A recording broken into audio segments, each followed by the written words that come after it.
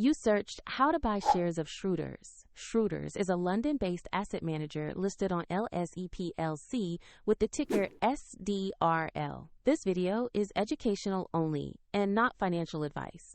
To buy shares, you need a broker, and I'll use eToro as an example to show the process. After registering, you will verify the account with an identity document and add funds to enable purchases. Use the platform search box and type the ticker SDR.L, then select the Schroders listing to locate the correct stock. Confirm the exchange and ticker in the results before proceeding.